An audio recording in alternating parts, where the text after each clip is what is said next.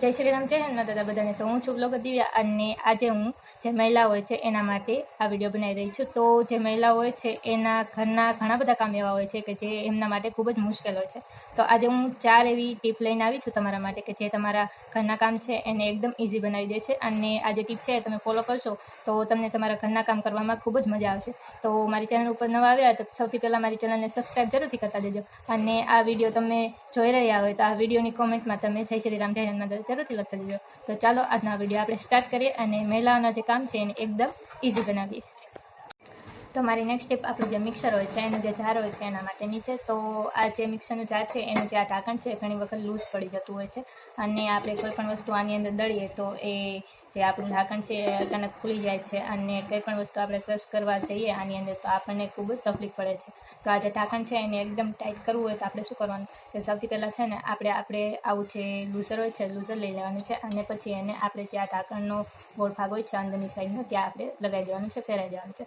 અને પછી આપણે જે મિક્સરનું ઢાંકણ હોય છે એને આ જે જાર હોય છે એમાં લગાવી દેવાનું છે. તો આવી રીતે તમે જે મિક્સરનું જાર જે છે એનું જે ઢાંકણ છે એને એકદમ ટાઈટ કરી શકો છો. તો જ્યારે પણ તમારી સાથે કંઈ આવી પ્રોબ્લેમ થાય ત્યારે તમે આ જે મારી ટીપ છે એને જરૂરથી ફોલો કરી શકો છો. તો આ જે ટીપ છે તમને પસંદ આવી હોય તો મારી ચેનલને સબસ્ક્રાઈબ જરૂરથી કરતા દીધો. આની પછીની ટીપ આપણે જોઈ લઈએ. તો મારી નેક્સ્ટ ટીપ આપણા ઘરમાં જે કીડી મકોડા અથવા તો કોઈ પણ જીવજંતુ આવતા હોય છે એના માટેની છે. તો અત્યારે ચોમાસાનો ટાઈમ છે તો આપણા ઘરની અંદર જીવજંતુ ઘણા બધા આવતા હોય છે અને કીડી મકોડા પણ આવતા હોય છે. તો આ જે કીડી મકોડા અને જીવજંતુ છે એને આપણે ઘરની બહાર કઈ રીતે કાઢવા, તો એના માટે આપણે શું કરવાનું કે સૌથી પહેલાં એક ડોલ લેવાની છે, એની અંદર આપણે ગરમ પાણી નાખી દેવાનું છે. પછી એની અંદર આપણે 4-5 જે કપૂરની ગોટી હોય છે કપૂરની ગોટી આપણે ખાંડીને એ ગરમ પાણી જે હોય છે એની અંદર નાખી દેવાની છે. અને પછી એની અંદર આપણે 1 ચમચી જે ડેટોલ હોય છે ડેટોલ નાખી દેવાની છે. અને પછી આપણે એની અંદર વિનેગર હોય છે એ નાખી દેવાનું છે. અને પછી એની અંદર આપણે જે બોરિક એસિડ હોય છે એ નાખી દેવાનું છે.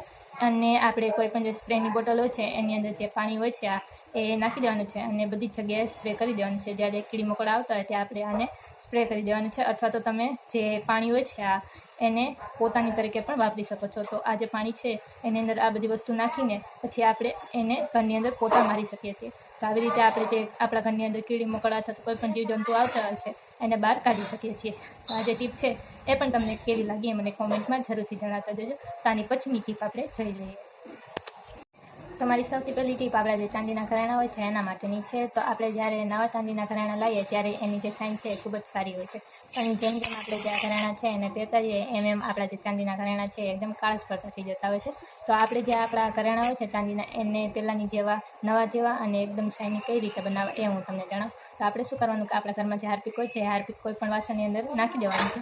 અને પછી એ હાર્પિકની અંદર આપણા જે ચાંદીના ઘરેણાં હોય છે એ નાખી દેવાના છે. 5-10 મિનિટ સુધી આપણે જે ઘરેણાં હોય છે એને એની અંદર ડૂબોળીને રાખવાના છે. પછી આપણે શું કરવાનું કે આપણે પાણીની વડે એને ધોઈ નાખવાના છે. અને પછી તમે જોશો તો તમારા જે ચાંદીના ઘરેણાં છે એ પહેલાંની જેમ એકદમ નવા અને એકદમ શાઇની થઈ ગયા છે. તો જ્યારે પણ તમારા જે ચાંદીના ઘરેણાં છે એ આવી રીતે કાળા પડતા થઈ જાય ત્યારે તમે મારી જે આ ટીપ છે એને ફોલો કરી શકો છો. તો આ જે ટીપ છે તમને કેવી લાગી એ મને કોમેન્ટમાં જરૂરથી જણાવજો. તો આની પછીની ટીપ આપણે જોઈ લઈએ.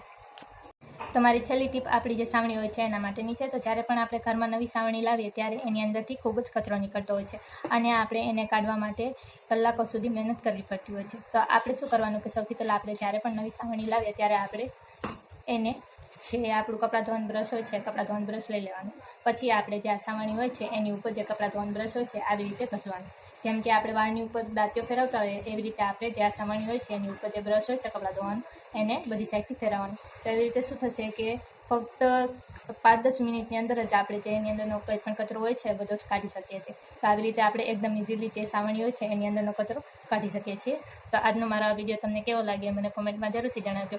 અને મારો વિડીયો પસંદ આવ્યો હોય તો મારી ચેનલને સબસ્ક્રાઈબ જરૂરથી કરતા જજો અને આ વિડીયોને એક લાઈક જરૂરથી કરતા જજો અને કોમેન્ટ પર લખતા જજો જય શ્રી રામ, જય હનુમાન દાદા. તો કાલે પણ હું તમને મળીશ આવા જ વિડીયો સાથે. તો જે મહિલાઓને આ બધી પ્રોબ્લેમ્સ થતી હોય એ મારી જે આ ટીપ છે એ અપનાવી શકે છે.